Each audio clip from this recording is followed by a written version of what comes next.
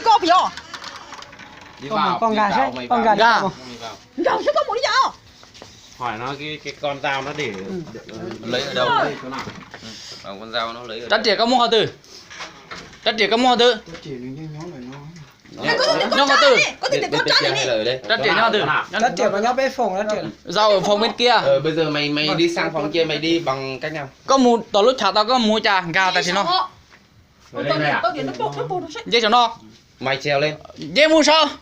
Dê một số nhá. Dê ý là lì bật ta con dê chứ mù chứ chua. Mày nhá, tao bảo mày nhá, mày không nhanh nhá, mày ăn vả với tao nhá. Chút chua chỉ xóa màn tao lớn lấy khâu tao xin nó. Bên kia có khóa không? Dê xóa. Khóa hết rồi. Khóa. Không nào cũng khóa. Mờ bên kia. Dê đi chả.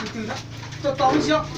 Cứ ấy đấy không sao đâu mà. Dê mua à. Chính mình gì à. Chạy được.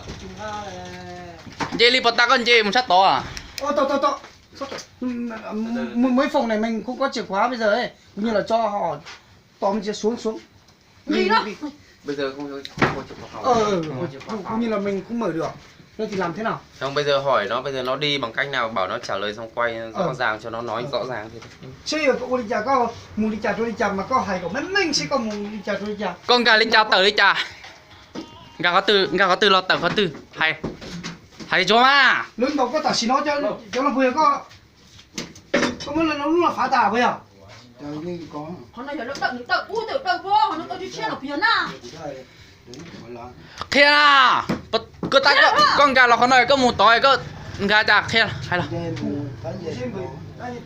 dê mù. Con dê mù sáu. Lò.